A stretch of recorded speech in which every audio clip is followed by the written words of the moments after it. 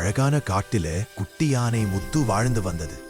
முத்து மிகவும் சுறுசுறுப்பானது, ஆனால் கொஞ்சம் அவசரக்காரமும் கூட. எனக்கு எல்லாம் தெரியும் என்று அது அடிக்கடி பெரியவர்களிடம் சொல்வது வழக்கம்.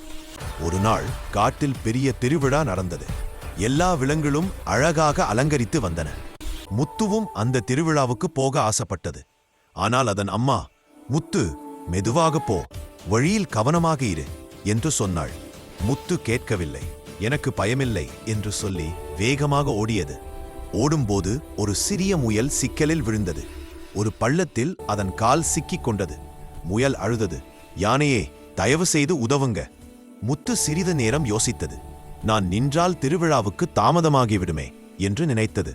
ஆனால் முயலின் அழுகரல் அதன் மனதை உருக்கிவிட்டது. சரி, முதலில் உதவோம் என்று சொல்லி முத்து மெதுவாக தன் தும்பிக்கையால் முயலை தூக்கி வெளியே எடுக்க உதவியது. முயல் மிக மகிழ்ச்சியடைந்து, நன்றி முத்து, நீ நல்ல மனசுள்ள யானை என்றது. முத்து மீண்டும் நடக்க ஆரம்பித்தது. ஆனால் இப்போது அது மெதுவாகவும் கவனமாகவும் சென்றது. திருவிழாவை அடைந்தபோது எல்லோரும் முத்துவை பார்த்து சிரித்தார்கள். முயல் கூட அங்கே வந்து முத்துவின் நல்ல செயலை எல்லோரிடமும் தெரிவித்தது. முத்து பெருமையுடன் மகிழ்ந்தது. நல்ல மனமும் உன் நல்ல மனவர்கள் என் தெரிவித்தார். பிறருக்கு உதவும் பழக்கமும் இருந்தால் நாம் அனைவராலும் நேசிக்கப்படுவோம்.